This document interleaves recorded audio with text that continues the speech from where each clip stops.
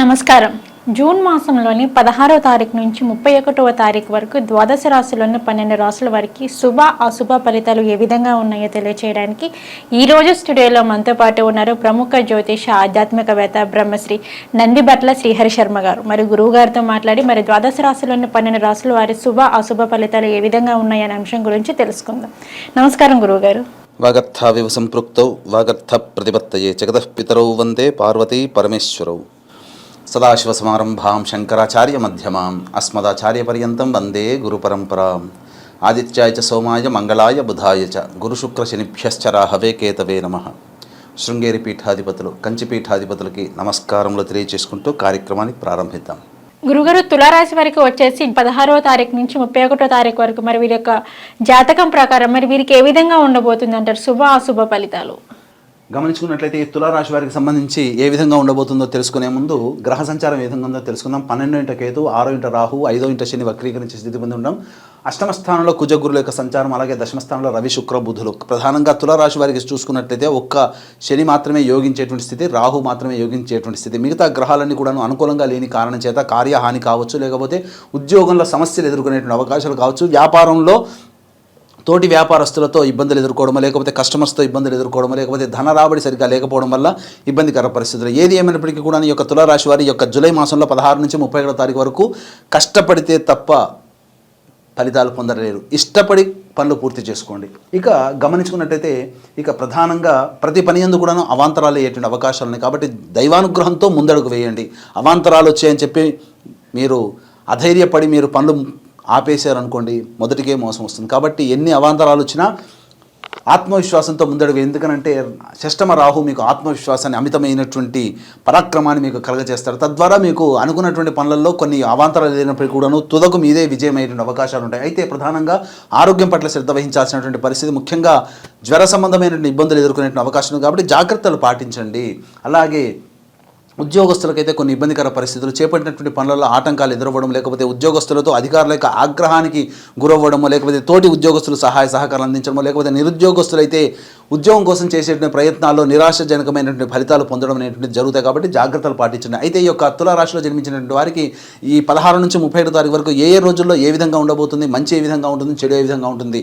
లాభం అంటే కేవలం ధనమనే కాదు, ఉద్యోగస్తులకి ఉద్యోగము, వివాహం వాళ్ళకి వివాహము, విద్యలకి విద్య, అలాగే వ్యాపారస్తులకి వ్యాపారం. ఈ విధంగా ఏ వ్యవస్థలు ఉంటారో ఆ వ్యవస్థలో వారికి మంచి శుభ ఫలితాలు పొందుతారు. అలాగే ఇబ్బందికర పరిస్థితులు అంటే ఖర్చునే కాదు, మానసికమైన ప్రశాంతత లోపించడమో, లేకపోతే అనుకున్నటువంటి పనులు కాకపోవడమో, అధికంగా ధనం ఖర్చు అవ్వడమో, ఇలాంటి విషయాలన్నీ కూడా జరుగుతాయి. కాబట్టి జాగ్రత్తగా గమనించినట్లయితే 16వ తారీఖు రోజున మీరు ఆనందంగా గడిపేటువంటి పరిస్థితి ఉంటుంది. బంధుమిత్రులతో సహాయ సహకారాలు కావచ్చు, బంధుమిత్రులతో ఆనందంగా గడపడము, అలాగే తోటి ఉద్యోగస్తులతో ఆనందంగా ఉండడము, అనుకున్నటువంటి పనులు చకచకా పూర్తవడం అనేటువంటి 16వ తారీఖు రోజున కనబడుతుంది. ఇక 17, 18 తారీఖుల్లో అధిక ధన వ్యయం అయ్యేటువంటి అవకాశం ఉంటుంది. కుటుంబ సభ్యులతో వాగ్వివాదాలు చోటు చేసుకోకుండా జాగ్రత్తలు పాటించండి. లౌక్యంతో ఎంత మాట మీరు తగ్గించుకుంటే అంతవరకు కుటుంబంలో ఉన్నటువంటి వ్యక్తులతో మీరు ఆనందంగా గడుపుతారని చెప్పవచ్చు. ఇక 19, 20, 21 ఈ తేదీలలో ఇతరుల యొక్క సహాయ సహకారాలతో ధనప్రాప్తి మీకు కలిగే అవకాశం ఉంటుంది. అనుకున్నటువంటి పనులలో రంగంలో కార్య విఘ్నంలో లేకుండా ముందుకు సాగిపోతారు అని చెప్పడంలో ఏమాత్రం సందేహం లేదు. ఇక 22, 23, 24, 20 తారీఖుల్లో కొంత విశేషమైనటువంటి ఇబ్బందికర పరిస్థితులు.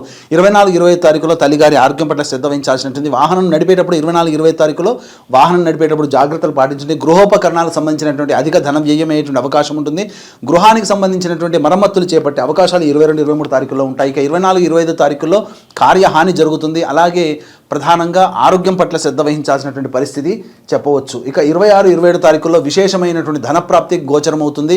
అన్నింటా మీరే విజయం సాధిస్తారు. అన్నిటికంటే ముఖ్యంగా మీరు శత్రులపై మీదే విజయం సాధిస్తారు. కోర్టు వ్యవహారాలు, న్యాయ సంబంధించిన వ్యవహారాల్లో మీదే విజయం అవుతుందని చెప్పవచ్చు. ఇక 28, 29 తారీఖుల్లో విశేష ధన ప్రాప్తి, ఇతరుల సహాయ సహకారాలు కావచ్చు, లేకపోతే రాని బాకీలు కావచ్చు, లేకపోతే ఇక మీరు ఆశ వదులుకొని ఇక డబ్బు రాదు అనుకున్నటువంటి వ్యవస్థల్లో లేదా మనుషుల నుంచి మీకు డబ్బు వచ్చేటువంటి అవకాశాలు 28, 29 తారీఖుల్లో ఉంటుంది. ఇక 30, 31 తారీఖుల్లో ప్రధానంగా మానసికమైనటువంటి ప్రశాంతత లోపించడం, అధిక ధన వ్యయం అవ్వడం, ఇవన్నీ కూడా ఈ యొక్క తులారాశిలో జన్మించినటువంటి వారికి ఉంటుంది. కాబట్టి జాగ్రత్తలు పాటించండి. 17, 18 అలాగే 30, 31 తారీఖుల్లో ప్రశాంతతను కోల్పోవడము, తద్వారా అధిక ధన వ్యయమైన అవకాశం ఉంది. కాబట్టి ఈ యొక్క 17, 18, 30, 31 తారీఖుల్లో మీరు ఎటువంటి ధన వ్యయం అయ్యేటువంటి పనులకి ప్లానింగ్ చేసుకోకండి. ఎందుకంటే ఈ 17, 18, 30, 31 తారీఖులో ఆల్రెడీ మీకు గోచార రీత్యా మీ రాశి వారికి, తులారాశి వారికి డబ్బులు ఖర్చు అయ్యే అవకాశం ఉంది. ఇంకా మీరు ప్లాన్ చేసుకొని ఖర్చు పెట్టుకొని ఉంటే ఇబ్బడి ముబ్బడిగా ఖర్చు అవుతుంది. కాబట్టి జాగ్రత్తలు పాటించండి. 24, 20 తారీఖుల్లో మానసికమైన ప్రశాంతత, వృధా కాలయాపన జరుగుతుంది. కాబట్టి ఎటువంటి నిర్ణయాలు తీసుకోకపోవడమే చాలా మంచిదని గమనించుకోవాలి. ఇక 19, 20, 21, 26, 27, 28, 29 తారీఖుల్లో విశేష ధనప్రాప్తి కలుగుతుంది. కాబట్టి ఈ యొక్క రోజుల్లో మీరు ఏదైతే ఈ యొక్క జూలై మాసంలో మీరు ఈ కోరిక నెరవేరితే బాగుంటుంది అనుకుంటారో ఆ కోరికకు సంబంధించినటువంటి ఫలితాలు ఈ యొక్క 19, 20, 21, 26, 27, 28, 29 తారీఖుల్లో వస్తాయని చెప్పవచ్చు. ఎంతటి వాడికైనప్పటికీ కూడా దైవానుగ్రహం తోడైతే మంచి శుభ ఫలితాలు పొందుతారు. సాక్షాత్తు ఈ యొక్క దైవానుగ్రహాన్ని పొందే ఈనాటికి కూడా మోడీ గారు 3 సార్లు ప్రధానమంత్రిగా అయ్యారు. కాబట్టి దైవానుగ్రహం తోడితే అన్ని రకాలైనటువంటి సమస్యలు పరిష్కారం అవుతాయి. కాబట్టి దీన్ని దృష్టిలో పెట్టుకొని ఈ నెల 21వ తారీఖు రోజున ప్రధానంగా ఈ నెల 21వ తారీఖు రోజున శ్రీకాళహస్తి క్షేత్రంలో రాహుకేతు పూజ, విద్యార్థుల కోసం సరస్వతి దక్షిణామూర్తి హోమాలు, అలాగే వృషభ, మిథున, కర్కాటక, సింహతుల, వృశ్చిక, మకర, కుంభ, మీన రాశిలో జన్మించినటువంటి వారికి శనీశ్వర హోమం, అఘోర పాశుపత మంత్ర హోమంతో పాటు విద్య, వివాహం, దాంపత్యం, అనారోగ్య సమస్యల నివారణకి 18 రకాల హోమాలు కేవలం 1500 రూపాయల రుసుముతో ఈ యొక్క కార్యక్రమాలు చేయించడం జరుగుతుంది. అలాగే సంవత్సరం పొడుగుతా మా పీఠం ఆధ్వర్యంలో జరిగేటువంటి కార్యక్రమంలో మీరు నమోదు చేసుకోవచ్చు. సాయంత్రం 3 గంటలకు ప్రారంభమవుతుంది కాబట్టి 1 గంట లోపల వరకు ఈ యొక్క కార్యక్రమంలో గోతనామాలు నమోదు చేసుకోవచ్చు. ఓకే గురుగారు, తులారాశి వారికి వచ్చేసి 16వ తారీఖు నుంచి 31వ తారీఖు వరకు వారి యొక్క ఫలితాలు ఏ విధంగా ఉన్నాయనే అంశం గురించి అయితే తెలియజేశారు.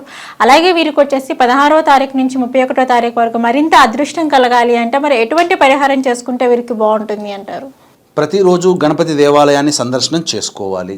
అలాగే ప్రతిరోజు శివాలయంలో అభిషేకము, అర్చన జరిపించుకోవాలి. గురువారం రోజున ఈ యొక్క 16 నుంచి 31 తారీఖు వరకు గురువారం రోజున మీరు ఉడకబెట్టినటువంటి శనగలని శివాలయంలోని భక్తులకి పంచండి.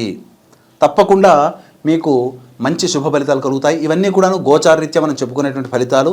ఏమైనప్పటికీ కూడా ఇంకా అధికంగా సమస్యలు ఎదురవుతున్నాయంటే మీకు దగ్గరలోని ఉపాసనాపరులైనటువంటి జ్యోతిష్య పండితుల్ని మీరు సంప్రదించండి. సమస్యల పరిష్కారం కోసం మంచి పరిహారాలు చేసుకోండి. తద్వారా మీరు భవిష్యత్తులో ఇంకా సమస్యలు ఎదుర్కోకుండా మంచిగా అన్నీ కూడాను క్లియర్ చేసుకుంటారని చెప్పడంలో ఏమాత్రం సందేహం లేదు. ఓకే గురుగారు, తులారాశి వారికి వచ్చేసి 16వ తారీఖు నుంచి 31వ తారీఖు వరకు శుభ అశుభ ఫలితాలు ఏ విధంగా ఉన్నాయనే అంశం గురించి అయితే మాకు తెలియజేశారు.